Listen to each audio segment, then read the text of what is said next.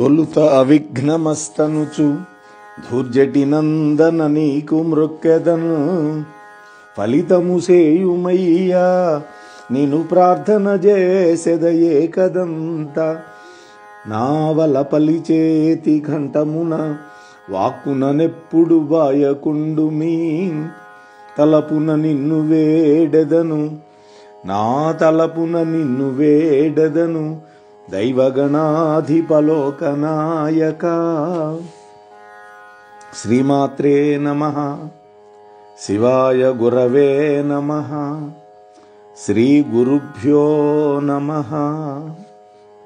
ప్రియ భగవద్బంధువులారా, గత 33 రోజులుగా మనం శివ మహాపురాణాన్ని అనుసంధానం చేసుకుంటూ ఉన్నాం. నిన్నటి రోజున 7 పితృగణాల యొక్క గాథ, అలాగే శ్రార్థం యొక్క ఫలితాన్ని చెప్పేటటువంటి ఒక అద్భుతమైన కథ, వేదవ్యాస మహర్షి యొక్క జన్మ వృత్తాంతం, అలాగే వ్యాస మహర్షి కాశీ మొదలైనటువంటి క్షేత్రాలు దర్శించినప్పుడు జరిగినటువంటి విశేషాలు అన్నీ కూడా మనం శివానుగ్రహంతో చెప్పుకున్నాం. ఈ రోజున 34వ భాగంలో మహాకాళి ప్రాదుర్భావ గాథని ప్రారంభం చేసుకుందాం. శౌనకాది మహర్షులు సూత మహర్షిని ఈ విధంగా ప్రార్థించారు.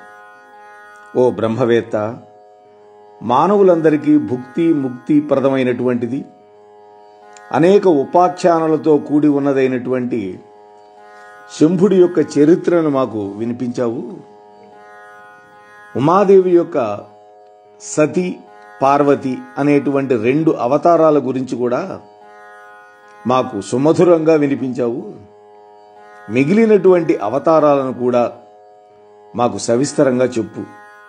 జగన్మాత అయినటువంటి ఆ భగవతి యొక్క చరిత్రని పూర్తిగా వినాలి అని మాకున్నది అని వాళ్ళు అడిగారు.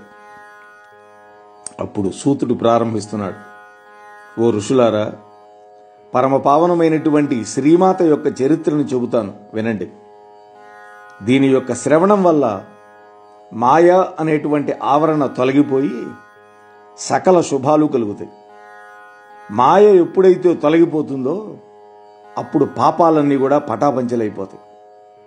ఆ దేవి యొక్క నామస్మరణ మాత్రం చేతనే ధర్మము, అర్థము, కామము, మోక్షము అనేటువంటి 4 విధాలైనటువంటి పురుషార్థాలు మానవుడికి సిద్ధిస్తాయి. పూర్వం సురధుడు అనేటువంటి రాజుకి మేధసుడు అనేటువంటి మహర్షి చెప్పినటువంటి చరిత్రను మీకు చెబుతాను, వినండి. స్వారోచిష మన్వంతరంలో విరధుడు అనేటువంటి ఒక మహారాజు ఉండేవాడు. ఆయన యొక్క కుమారుడి పేరు సురధుడు. విరధుడి కొడుకు సురధుడు. సురధుడు ఇంద్రుని వంటి పరాక్రమం 2 కలిగిన వాడే అయినా కూడా కర్మగతి వల్ల శత్రురాజుల చేతిలో ఓడిపోయి ప్రాణభీతి వల్ల చాలా దూరం ప్రయాణం చేసి ఒక అడవిలోకి వెళ్ళాడు. అక్కడ ఒక బ్రహ్మవేత్త, తపోనిధి అయినటువంటి మేధసుడు అనేటువంటి మహర్షి యొక్క ఆశ్రమాన్ని చూచి అందులోకి వెళ్ళి ఆ ఋషీశ్వరుని దర్శించి ఆయన యొక్క ఆతిథ్యాన్ని, రక్షణని పొందాడు. ఆ ఋషి యొక్క ఆశ్రమంలో ఉన్నా కూడా తన యొక్క రాజ్య భ్రష్టత్వాన్ని గురించే అనునిత్యం దుఃఖిస్తూ ఉండేవాడు ఆ రాజు. ఇలా ఉండగా ఒక రోజున సమాధి అనే పేరు కలిగినటువంటి ఒక వైశ్యుడు, ధనికుడైనటువంటి వైశ్యుడు ఖిన్నమైనటువంటి వదనంతో అక్కడికి వచ్చాడు. అతడి యొక్క దీనస్థితిని గమనించి, ఎందుకయ్యా అంత దీనస్థితిలో ఉన్నావు అని ప్రశ్నించాడు రాజు. అప్పుడు ఆ సమాధి అనేటువంటి వాడు తనను తాను పరిచయం చేసుకొని దుఃఖిస్తూ ఈ విధంగా చెప్పాడు. రాజా, నా ఆస్తి, నా ధనం మీద లోభం వల్ల నా భార్య, పుత్రులు, కోడళ్ళు అందరూ ఏకమై విషప్రయోగంతో నన్ను చంపడానికి ప్రయత్నం చేశారు. అది తెలిసి నేను పారిపోయి ఇట్లా వచ్చాను. అక్కడ నా భార్యాపుత్రుల, బంధుమిత్రుల యొక్క క్షేమ సమాచారం తెలియక బాధపడుతున్నాను అన్నాడు. చూడండి, విషం పెట్టి చంపాలని తరిమేస్తే అయినా కూడా వాళ్ళ గురించే బాధపడుతున్నాడు. అదే మానవ సహజం, అదే సంసారం అంటే. వైశ్యుడి యొక్క మాటలు విని అతడి యొక్క అజ్ఞానానికి మోహానికి నవ్వుకొని జాలిపడినటువంటి రాజుగారు అతడితో కలుసుకొని మహర్షిని సందర్శించాడు. ఇది మనం దేవీ నవరాత్రుల సందర్భంలో దేవీ సప్తశతి అనేటువంటి దాంట్లో ఈ కథలు చెప్పుకున్నాం. అలాగే అంతకుముందు దేవీ భాగవతం చెప్పుకునేటప్పుడు కూడా ఈ అద్భుతమైనటువంటి కథలు చెప్పుకున్నాం మనం. మళ్ళీ మరొకసారి వింటున్నాం. ఇద్దరు కలిసి మహర్షి దగ్గరికి వెళ్ళారు. ఇద్దరు దుఃఖంలో ఉన్నవాళ్లే. ఒకళ్ళు రాజ్యం పోగొట్టుకొని దుఃఖంలో ఉన్నారు, మరొకళ్ళు బంధుమిత్రులు అందరూ తరివేస్తే ఇట్లా వచ్చాడు. సరే, ఉన్నటువంటి విషయాన్ని చెప్పి ఆ అజ్ఞాన నివర్తకమైనటువంటి ఉపదేశం చేయమని ఆ మహర్షిని వేడుకున్నారు ఇద్దరు. అప్పుడు బ్రహ్మజ్ఞాని అయినటువంటి ఆ మేధస్సుడు మాయాపాశాన్ని నాశనం చేసేటటువంటి దేవి చరిత్రను వాళ్ళిద్దరికీ చెప్పడం మొదలుపెట్టాడు. ఓ రాజా, ఓ వైశ్యోత్తమ, మీరిద్దరూ శ్రద్ధగా ఆలకించండి. అనాది ఆద్యంతరహితమైనదైనటువంటి ఆ మహామాయను త్రిమూర్తులు కూడా దాటలేరు. ఇక మానవులకు లెక్కేమిటి? త్రిమూర్తుల చేత సృష్టి స్థితి లయములైనటువంటి కార్యాలను నిర్వహింపజేసేది ఆ జగన్మాతే. సృష్టి ప్రారంభంలో జగత్తంతా జలమయమై ఉంటే యోగీశ్వరుడైనటువంటి విష్ణుదేవుడు శేషతల్పం మీద యోగ నిద్రలో ఉంటే అతని యొక్క కర్ణ రంధ్రాలలోని మాలిన్యం నుండి మధువు కైటపుడు అనేటువంటి ఇద్దరు రాక్షసులు పుట్టారు. వాళ్ళు పుడుతూనే భయంకరమైన ఆకారంతో నోళ్లు తెరిచి నాభికమలంలో ఉన్నటువంటి బ్రహ్మదేవుణ్ణి మింగబోయారు. విష్ణుమూర్తి యొక్క నాభికమలంలో ఉన్న బ్రహ్మని మింగబోయారు. అప్పుడు బ్రహ్మదేవుడు భయకంపితుడై పరమేశ్వరిని రక్షించమని ప్రార్థించాడు. ఓ మహామాయ, జగన్మాత, రక్షించు. సర్వకారణాలకు కారణమైనటువంటి దానివి నీవే. మోహకారకమైనటువంటి అజ్ఞానము అనేటువంటి చీకటి కూడా నీవే. ఆ చీకటిని పోగొట్టే జ్ఞానం అనేటువంటి వెలుగు కూడా నీవే. దేవతలందరికీ తల్లివి. దేవతలందరికీ హవిర్భాగాలను అందించే స్వాహాకారం కూడా నీవే. పితృదేవతలకి పిండము నర్పించే స్వధాకారము నీవే.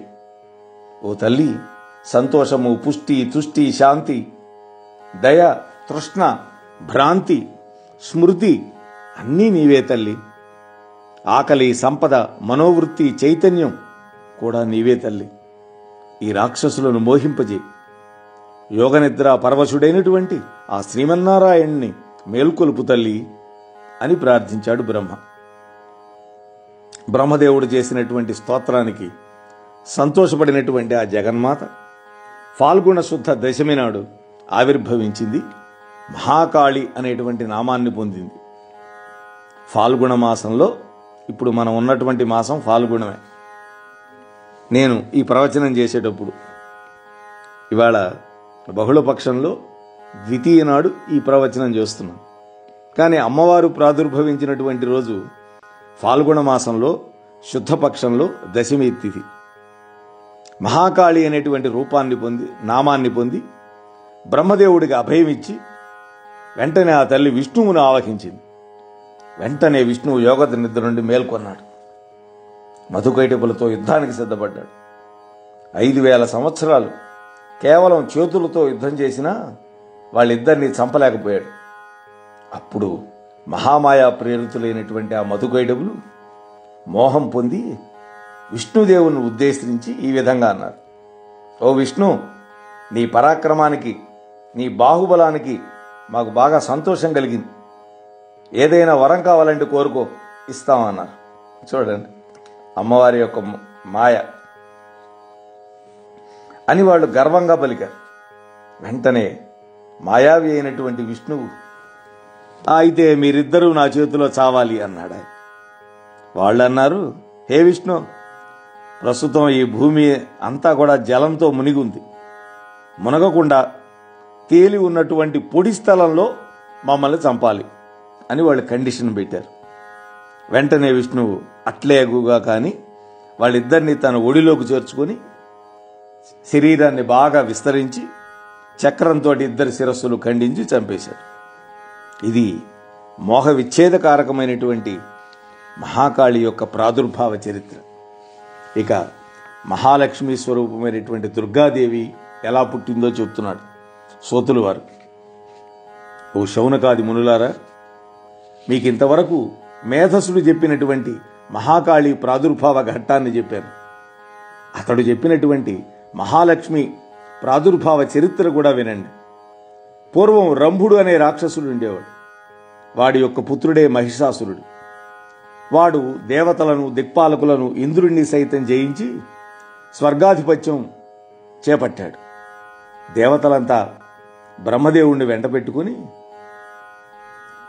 శివుడిని, విష్ణుమూర్తిని ఆశ్రయించి శరణు పొందారు. అప్పుడు దేవతల యొక్క నోట విన్న మహిషాసురుని యొక్క దుష్ట చర్యలకి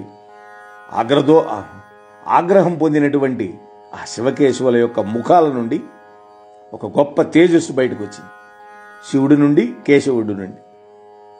అదే సమయంలో దిక్పాలకులందరూ కూడా, దేవతలందరూ కూడా తమ తమ దేహాల నుండి గొప్ప తేజస్సుని బయటికి విడిచిపెట్టారు. అవన్నీ కలిపి ఒక పెద్ద ముద్దయింది, రాశి. ఆ తేజస్సు క్రమంగా ఒక స్త్రీ రూపాన్ని పొందింది. ఆ తల్లియే దుర్గాదేవి. దుర్గామాతకి జై. ఆమెకు శివుడి యొక్క తేజస్సు వల్ల ముఖం ఏర్పడింది. ఆ దుర్గామాతకి విష్ణు తేజస్సు వల్ల బాహువులు ఏర్పడ్డాయి. యముడి యొక్క తేజస్సు వల్ల వెంట్రుకలు ఏర్పడ్డాయి తల మీద. చంద్రుడి యొక్క తేజస్సు వల్ల 2 స్థానాలు ఏర్పడ్డాయి. ఇంద్రుడి యొక్క తేజస్సు వల్ల నడుము, వరుణ తేజస్సు వల్ల ఊరువులు, భూమి యొక్క తేజస్సు వల్ల ఆమె యొక్క నితంబం అంటే వెనక ఉండే పిరుదులు, బ్రహ్మ తేజస్సు వల్ల పాదద్వయం, సూర్య తేజస్సు వల్ల కాలి వేళ్లు, కుబేరుడు తేజస్సు వల్ల ముక్కు ఏర్పడింది, ప్రజాపతి తేజస్సు వల్ల దంతాలు ఏర్పడ్డాయి, అగ్ని తేజస్సు వల్ల 3 కన్నులు ఏర్పడ్డాయి, సంధ్యాదేవి తేజస్సు వల్ల 2 కనుబొమ్మలు, వాయు తేజం వల్ల 2 చెవులు నిర్మాణం అయ్యాయి.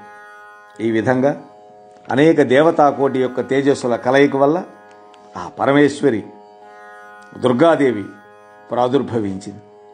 ఆమె పద్మంలో ఆసీనులైంది. ఆమెను చూచి త్రిమూర్తులతో కూడి ఉన్నటువంటి దేవతలందరూ కూడా ఆనందపడి వాళ్ళ ఆయుధాల నుంచి అటువంటి ఆయుధాలని సృష్టించి అమ్మవారికి ఇచ్చారు. దుర్గాదేవికి మహేశ్వరుడు శూలం ఇచ్చాడు, విష్ణువు చక్రం, వరుణుడు శంఖం, అలాగే పాశం కూడా ఇచ్చాడు. అగ్ని శక్తిని ఇచ్చాడు, వాయువు ధనస్సు, అలాగే తూణీరాలు కూడా ఇచ్చాడు. ఇంద్రుడు వజ్రాన్ని ఇచ్చాడు, అలాగే గంటను కూడా ఇచ్చాడు. యముడు మృత్యుదండం ఇచ్చాడు, ప్రజాపతి అక్షమాల ఇచ్చాడు, బ్రహ్మదేవుడు కమండలం, సూర్యుడు రోమాల యందు కిరణాలు ఇచ్చాడు, అంటే ఆమె రోమ కోపాల నుండి కాంతి వెదజల్లేటట్టుగా చేశాడు. మృత్యుదేవత కత్తి, డాలు ఇచ్చింది. విశ్వకర్మ గండ్రగొడ్డలు ఇచ్చాడు, అంటే ఇంకా అనేక అస్త్రాలని, అభేద్యమైన కవచాన్ని కూడా ఇచ్చాడు. హిమవంతుడు సింహాసనం ఇచ్చాడు, అలాగే కొన్ని రత్నాలు ఇచ్చాడు. కుబేరుడు మణిరత్న స్థగితమైనటువంటి ఒక పానపాత్ర ఇచ్చాడు, ఒక జగ్గు లాంటిది. ఆదిశేషుడు నాగహారాన్ని ఇచ్చాడు. సముద్రుడు సుందరమైనటువంటి ఒక మాలని, పద్మాన్ని ఆనందంగా ఇచ్చాడు. క్షీరసాగరుడు హారాన్ని, చూడామణిని, చెవులకు పెట్టుకునే మణికుండల ద్వయాన్ని, హస్తాలకు పెట్టుకునే ఆభరణాలని, చంద్రవంకని, భుజాల దగ్గర పెట్టుకునే కేయూరాలని, కాళ్లకు పెట్టుకునే నూపురాలని, హారాన్ని, ఉంగరాలు, అలాగే పట్టు వస్త్రాలు భక్తితో ఇచ్చాడు. ఇలా సమస్త దేవతలు కూడా అనేకమైనటువంటి దివ్యాస్త్రాలు, దివ్య భూషణాలు ఇచ్చి ఆ దుర్గాదేవిని సత్కరించారు, స్తోత్రం చేశారు. అలా అస్త్రశస్త్రాదుల చేత, ఆభరణాల చేత అద్భుతంగా అలంకృత అయినటువంటి ఆ దుర్గాదేవి అట్టహాసంగా సింహనాదం చేసింది. ఆ నాదం ఆకాశమండలం అంతా వ్యాపించింది, ప్రతిధ్వనించిపోయింది. భూమి కంపించింది, సముద్రాలు అల్లకల్లోలమైనవి, పర్వతాలు కూలిపోయినాయి, నక్షత్రాలు నేల మీద రాలిపోయినాయి, వాయువులు ప్రచండంగా వీచినాయి. ఆ సంక్షోభాన్ని గమనించినటువంటి రాక్షసులు ఏదో కీడు ముడింది మనకని ఆయుధాలు ధరించి యుద్ధ సన్నద్ధంగా నిలబడ్డారు. ఆ సింహనాదాన్ని ఆకర్ణించినటువంటి మహిషాసురుడు తన యొక్క కోపాన్ని ఆపుకోలేక తన యొక్క కనిగుడ్లను గుండ్రంగా తిప్పుతూ నిప్పులవాన కురుస్తుంటే దేవికి అభిముఖంగా పరిగెత్తాడు. అతడి వెంట సైన్యం నడిచింది.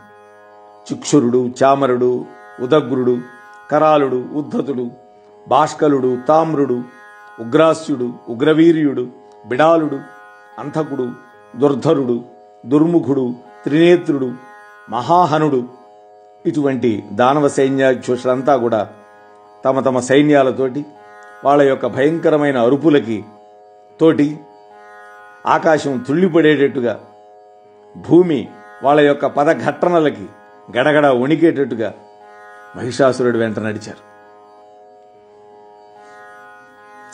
100 కోట్ల సూర్యుడి యొక్క కాంతుల తోటి లోక భయంకరంగా అట్టహాసం చేస్తూ ఉన్నటువంటి దుర్గాదేవిని చూశాడు మహిషుడు. మహారోషంతో ఎదుర్కొన్నాడు. సైన్యాన్ని ఆమెతో తలపడమని చేయి చాపాడు, అంటే చేతులు చాపాడు, చేతులు ఊపాడు. సంకుల సమరం మొదలైంది. దేవి యొక్క నిశ్వాసం నుండి, అంటే గాలి విడిచిపెడితే ఆమె అనేక వీరగణాలు పుట్టినాయి. యుద్ధం ఘోరంగా సాగుతున్నది. వాళ్ళలో కొందరిని మహిషుడు డెక్కలతోటి, కొందరిని కొమ్ములతోటి, మరికొందరిని ముట్టెలతోటి, తోకతోటి కొట్టి కొట్టి చంపాడు. వాడు ముందు కురికాడు. దేవి సైన్యం అడ్డొచ్చింది. దగ్గర ఉన్న పర్వతాలను తోకతో కొట్టాడు వాడు. ఆ పర్వతాలు పగిలి బండరాళ్లు దొర్లిపడ్డాయి. వాటి కింద పడి నలిగి అనేక మంది దేవతలు చచ్చిపోయారు. దానికి ఆగ్రహించింది అమ్మవారు. ఇక వాడి మీద పాశాన్ని విసిరి బంధించింది. వెంటనే మాయావి అయినటువంటి ఆ మహిషుడు ఆ మహిష రూపాన్ని విడిచిపెట్టి సింహరూపాన్ని ధరించాడు.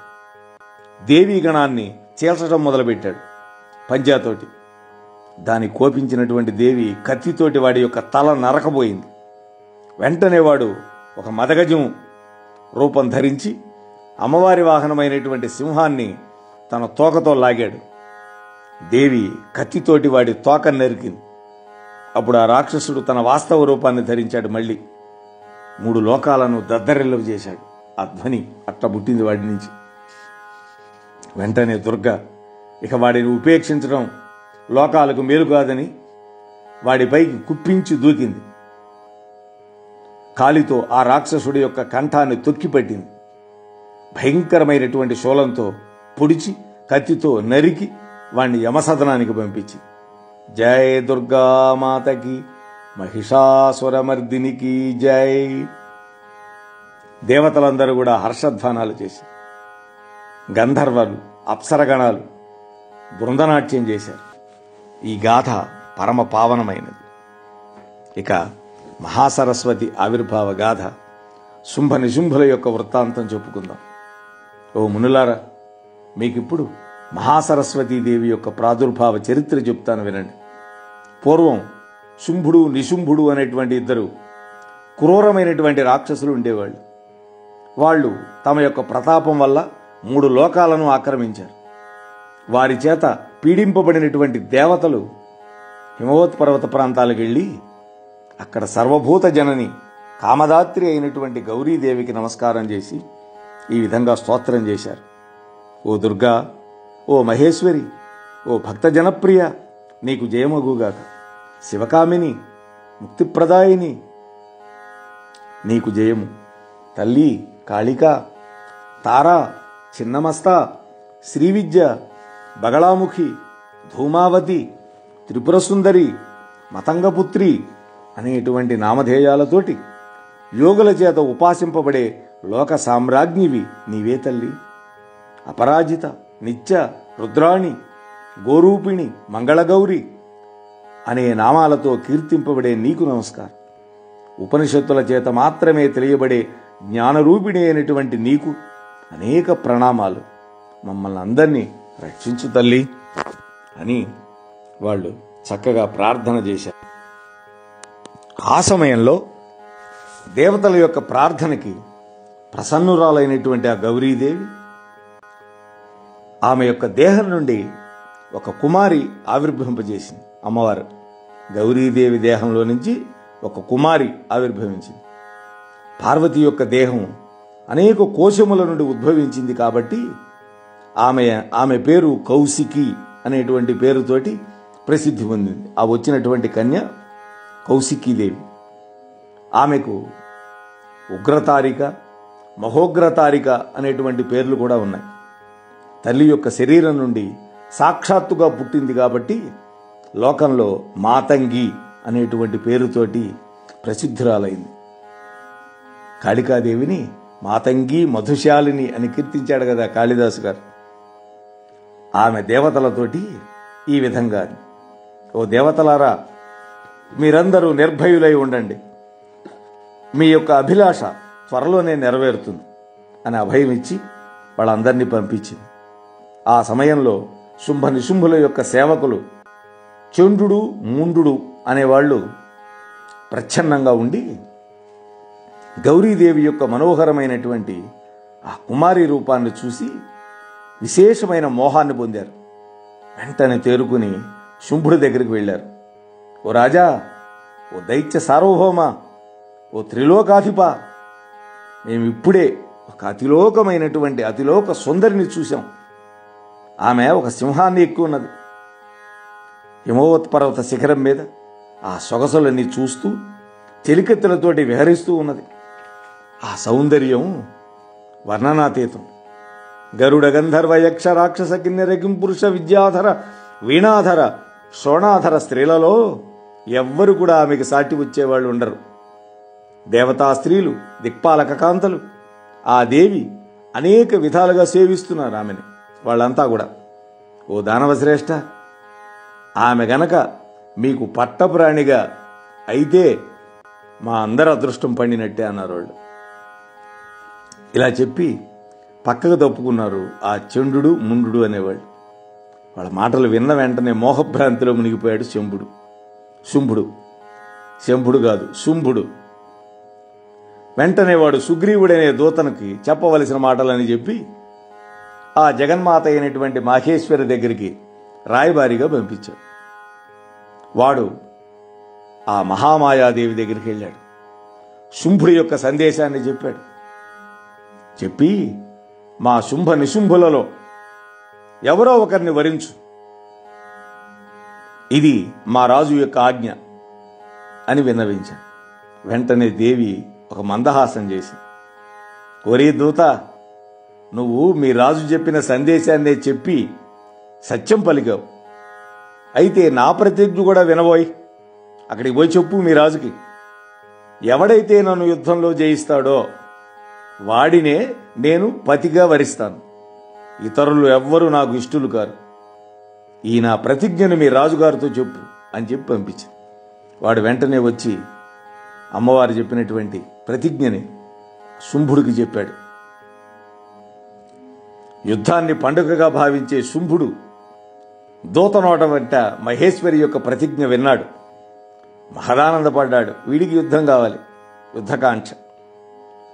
వెంటనే ధూమ్రాక్షుడు, చండ ముండ రక్తబీజులైనటువంటి సైన్యాధిపతుల్ని యుద్ధానికి సన్నద్ధం కమ్మని ఆజ్ఞాపించాడు. తమ్ముడైనటువంటి నిశుంభుణ్ణి వెంట పెట్టుకుని శుంభుడు బొబ్బలు పెడుతూ జబ్బలు చరుస్తూ ఉత్సాహం ఉరకలు వేస్తుండగా, శౌర్యాగ్ని దీపించగా, కన్నులు అగ్నిగోళాలై వెలుగుతూ ఉండగా, వీరరసాతి రేకంతో వీరరస అతిరేకం పెండి కొడుకులాగా యుద్ధభూమికి వచ్చాడు. అతడి వెంట సకలాయుధాలు ధరించి సమరోత్సాహంతో సైన్యం కదిలింది. అతని సేన కదులుతూ ఉంటే చూచేవాళ్ళకి ప్రవహిస్తున్నటువంటి ఒక పెద్ద నదిలాగా దోచింది. రెపరెపలాడుతూ ఉన్నటువంటి తెల్లటి జెండాలు నది మీద ఎగురుతున్నటువంటి కొంగల యొక్క గుంపుల్లాగా ఉన్నాయి. ఆ సైన్యం యొక్క పదాల తాకిడికి రేగినటువంటి దుమ్ము ఆకాశాన్ని కమ్మి పగటిపూటే చీకట్లు వ్యాపించేటట్లుగా చేస్తున్నాయి. రథ గజ తురగ పదాతులతో కూడినటువంటి ఆ భయంకరమైన సైన్యం ఆ హిమవత్ పర్వత ప్రాంతానికి చేరింది. రాక్షస సైన్యాన్ని దూరాల నుండే చూసింది అమ్మ అంబికాదేవి. లేళ్ల యొక్క గుంపును చూసినటువంటి వ్యాఘ్రంలాగా, పెద్ద పులిలాగా ఉత్సాహంతో నారిని సంధించింది. వింటికి ఒక్కసారిగా ధనుష్టంకారం చేసింది. రాక్షసులుగా ధనుష్టంకార శబ్దం పిడుగుపాటైంది. శత్రుభయంకరమైనటువంటి ఘంటను మోగించింది. ఆ నాదం రాక్షస సైన్యంలో మంటలు పుట్టించింది. యుద్ధోత్సాహంతో వచ్చి అంబికకు ఎదురుగా రథోత్సుడై నిలబడ్డాడు శుంభుడు ముందు. ఆ జగన్మాత దివ్య మాలాంబరాలు ధరించి 3 కళ్లతోటి అష్టభుజ ఆయుధబాణి అయి అంబికను చూశాడు. వాడు దిగ్భ్రమ చెందాడు అమ్మవారిని చూసి. ముందుగా 2 చేతులు శిరస్సు యొక్క ఫాలభాగాన్ని తాగించి మొక్కాడు. చూశారా? కానీ అంతలోనే ఆ జ్ఞానం వాడికి కనుమరుగైపోయింది. అజ్ఞానం ఆవరించింది వాడిని, మబ్బు కమ్మేసింది. జగద్వ్యాప్తమైనటువంటి ఆ జగన్మాత మహాసౌందర్యాన్ని స్వంతం చేసుకోవాలని ఉవ్విళ్ళూరాడు. పంచభూతాత్మకమైనటువంటి ప్రకృతి ఎవరికి కైవశం కాదు అని గ్రహించలేకపోయాడు. అప్పుడు ఆ ఉమాదేవితో ఇట్లా అంటున్నాడు: 14 భువనాలలో అద్భుతమైనటువంటి సౌందర్యంతో మెరిసిపోయే ఓ మోహిని, ఓ సుకుమార వాసంతిక, కుసుమస్పర్శికే వాడిపోయే మేను నీది. అలంకార మోదం నీ కుంతలాలకు భారం.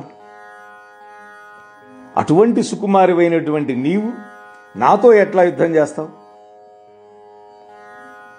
మావి యొక్క చిగురు స్పర్శికే కందిపోయే నీపైకి నిశితమైనటువంటి శరాలను, క్రూరమైనటువంటి నాచార బాణాలను, అంటే చిన్న బాణాలు, అవి పదునుగా ఉంటాయి, గుప్పించడం నాకు ఇష్టం లేదు.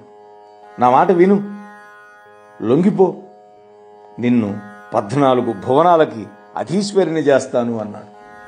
ఆమె 14 భువనాలకి అధీశ్వరి. వాడు చేసేదేంది, ఇంకా వాడు బోందా. అప్పుడు దేవి ఈ విధంగా సమాధానం చెప్పింది: ఓరి వ్యర్థ ప్రలాపాలు చాలించి యుద్ధానికి రా అని యుద్ధానికి పురిగొల్పింది తల్లి. ఆమె యొక్క మాటలకు కోపించినటువంటి ఆ రాక్షసుడు శర పరంపరను ఆమె మీదకి నేర్పుతోటి మర్మభేదనంగా వేలకు వేలు కురిపించాడు బాణాలు. అయితే ఆ తల్లి మధ్యలోనే ఆ బాణాలన్నీ తెగ నరికింది. మోహనవాణి తెలుగు పోడ్కాస్ట్ ఛానల్ ని లైక్, షేర్, సబ్స్క్రైబ్ చేయండి. ప్రక్కనున్న గంటను మ్రోగించండి.